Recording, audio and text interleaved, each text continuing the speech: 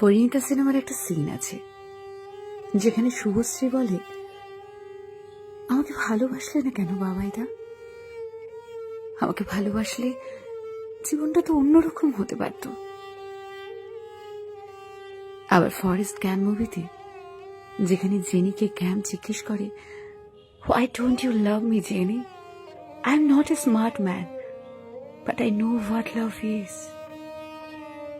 কি অসম্ভব মন ভার করা দুটো লাইন। আমরা সবাই হয়তো কাউকে না কাউকে এটাই জিজ্ঞেস করতে চাই যে, আমায় কেন ভালোবাসলে না?